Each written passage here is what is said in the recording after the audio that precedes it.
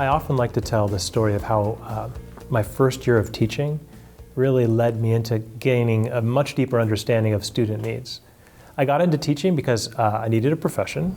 I love kids, especially early teens, like 14, 15-year-old. Typically, I really feel drawn to and called to your knuckleheads, your kids who typically have not experienced success in school and in particular in mathematics. So I went into teaching with those kids in mind, loving the idea of working with them. And lo and behold, I did love working with them. I spent a year just really developing relationships, reaching out, getting to know kids, showing the love. And I saw what I thought were real gains. Like I helped move the needle. Kids were paying more attention, getting the work done, passing tests. And then I got to the end of the school year, and over half of my students failed the final exam. That was a total sucker punch to me. These kids had passed the test. They learned the material, they passed the test. I was there. I taught them. I saw them do the problems. And yet, at the end of the school year, they hadn't mastered the content. They were going to go to the next course unprepared and possibly experience the same thing again the following year. So they felt better about themselves, but they didn't know the math. And that's really what led to the genesis of Get More Math. What it really led to was the realization of one of the fundamental difficulties in teaching mathematics, which is not just how do you get kids to think mathematically. I mean, that's huge, huge. But how do you get them to retain this body of knowledge? How do you get them to the end of the school year and you've made it stick? They know, let's say, 80% of the content that they've learned, and they're able to use that to solve problems, to speak mathematically. They can go on to the next year with maybe some slippage, but with a solid body of knowledge. That was the beginning then of a 20-year arc of searching for answers to that question. How do you make it stick? And Get More Math represents probably the best answer that I came to. I tried lots of other tactics. They all had their own benefits and utility, but with Get More Math and with that vision and then gradually working that into a product over 13 years of day-to-day experimentation, coding, recoding, that's where I really hit something that made a difference, a measurable difference. I think one of the things that make it unique is simply how I built it. You might think of it as I went into a hole and I built it in there without looking around, without knowing what other people were building, without reading a bunch of trade journals and using 20 other different software practices and building mine off of theirs. I just built a thing to address the burning need that I saw, and I just had this passion for addressing long-term retention. How do we make sure kids don't lose all their content? So I built it sort of in isolation, and therefore I think, it seems, I hit something that nobody else has hit. I haven't seen it in other software. And that it is that beating heart of Get More Math, which is that daily cumulative mixed review to make sure that kids are retaining on a long-term fashion the core content of the course.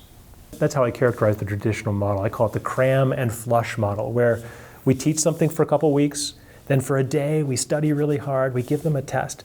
Kid passes the test, kid pitches it in the trash can, that's gone. That's history now.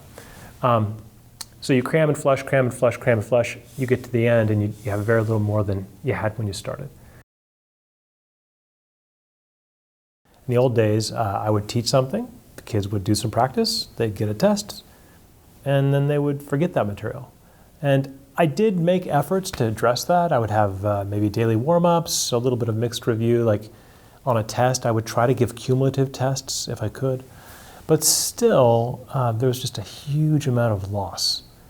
And so the cumulative mixed review is my attempt to address that, Get More Math's attempt to address that, where instead of just gaining new territory and gaining new territory and gaining new territory, you address holding that territory.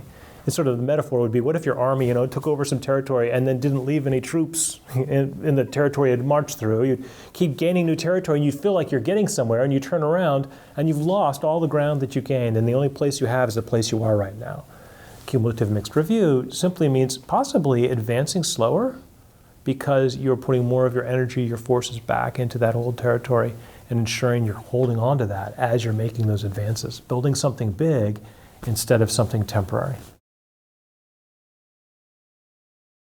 I would give practice that was one size fits all. So I would give a test, let's say, and I would count how many kids missed number 4 and think, wow, 40% of my kids missed number 4. That was the most frequently missed item. And so maybe the next Monday I'd think, okay, in today's warm-up, we'll have a problem type that addresses that problem, which made sense, except for 60% of my kids didn't need it. So it wasn't harmful to them, possibly it was beneficial to them, but it was one size fits all.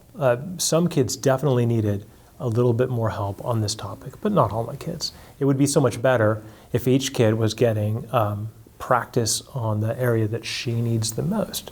So the adaptive practice idea is that the practice session is adapting to the kid that's sitting in front of the machine based on that student's individual data trail. It's thinking, what has this student done well? What has the student done poorly? Let's give some more practice of the, let's say, the poorer material, but not exclusively. You don't want to just beat the kids with the material that's the hardest for them. So in a session, we make sure we put in some problems the student's actually comfortable with, just to promote some confidence. And also sometimes you bring in problems they're quite good at and they just haven't seen them for a long time and you're concerned. Do they still know how to do this? So you're constantly building a practice session that tries to sort of in a cumulative way address that particular kid's needs. The adaptive element is so real time, it's so live that every time they complete any problem, Get More Math reconsiders what their session should look like and what problems they should be working on. So there's this constant rolling sort of reevaluation and determination. What should they do next? What options should they have now? It's always reaching back. It's always pushing the student back. And for me, it's a sort of a pet peeve to contrast that with the phrase adaptive learning, which is always trying to push the kids forward so that each kid is sort of moving forward at his own pace, which itself is a whole different model, a whole different paradigm. For us, the idea is the teacher helps push the class forward, but then Get More Math provides that practice that keeps pushing each kid back over the best or most valuable content that they could possibly do on a particular day, until they've covered all the content over and over and over again. The teacher features are uniquely designed to meet teacher needs. You should see teachers and the teacher trainings. As you show them more and more of the features, they're like, it does that? That's exactly what I need. And I think that's because a math teacher made it. I made it to meet my needs. Today, as I answered kids' questions, they're like, well, why are there penalties on multiple choice? I could tell them, well, here's why, and explain the storyline. And it all roots back to my use and what I observed in my classroom. So I think that program benefits tremendously from from the fact that a math teacher made it, and made it again, and made it again, and learned from his mistakes, and made it again.